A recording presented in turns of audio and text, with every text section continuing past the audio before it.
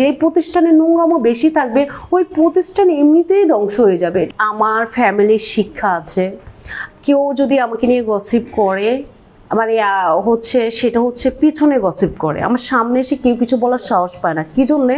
জানে লাভলি একটা চিজ আমাকে আমার সামনে কিছু একটা বলবে, সে কখনো পার পেয়ে যাবে না, নিশ্চয়ই তাকে কিছু খেয়ে যেতে হবে। সে আমাকে কিছু খাওয়াই যাবে মানে হবে না, আমিও তাকে খাওয়াই দিব। তো সে আমাকে নিয়ে যদি এরকম যে বলে যে আমি প্রলোভ খেয়েছি বা আমার কাজ বা ওখানে প্রবলেম বা এই ধরনের কিছুর কারণেই আমি আজকে চা বিক্রি করছি, হ্যাঁ এরকম উনি যেভাবে নিচ্ছেন আমি ওই ভাব থেকে এভাবে এসেছি, সে যেভাবে মানে সবার মেন্টালিটি তো এক থাকতে পারে না। এখন তার মেন্টালিটি ওরকম, সে ওই মেন্টালিটি অনুযায়ী সে আরেকজনের বিষয় নিয়ে সে আলোচনা করছে, এটা একান্তই তার ব্যাপার। এটা নিয়ে আসলে আমার মাথা ঘামানোর সময় নাই। ফিল্মে কোনো কাজকর্ম নাই বিধেই তো আমি এই লাইনটা এসেছি, কারণ এটার জন্য কারণ সবাই জানে। কারণ নর্মালি আপনি দেখেন, আমি এখন একটা প্রশ্ন করি, আমাদের দেশে সুপারস্টার কয়জন?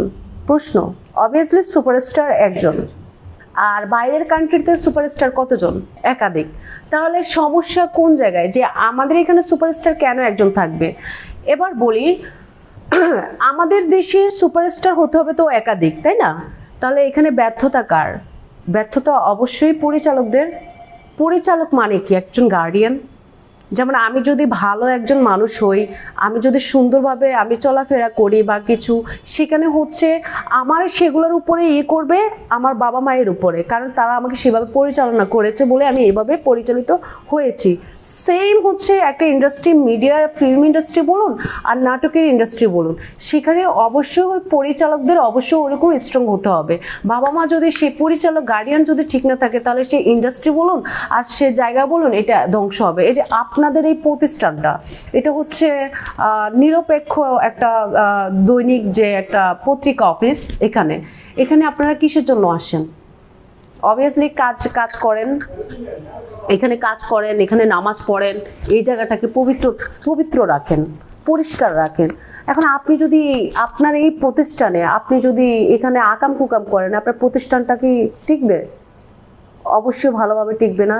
আপনার এই প্রতিষ্ঠানে যদি আপনি নোংরামো করেন, আল্লাহর গজব তো এমনি পড়বে।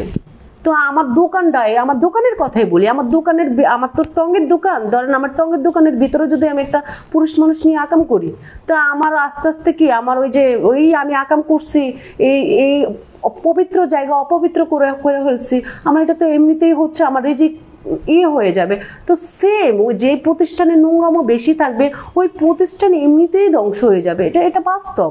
আপনি সেটা আপনার ঘর বাড়ি বলেন বা যেটাই বলেন, রিজিক কমে যাবে আপনার, সেখানে আপনার যে পবিত্রতা সেটা নষ্ট হয়ে যাবে। তো আপনার ওই জায়গাটা মূলত ঠিক রাখার দায়িত্ব আপনাদের, প্রতিষ্ঠানের মালিকদের, আপনারা যারা আছেন সবার। এখন এগুলো না, এখানে বাংলাদেশে ম্যাক্সিমাম কাজের আগে আকামের বিষয়টা নিয়ে চিন্তা ভাবনা হয়, কাজটা পরে আসে, আগে আসে আকাম, তারপরে বলে কাম। বুঝতে পেরেছেন? এই হলো মিডিয়ার অবস্থা।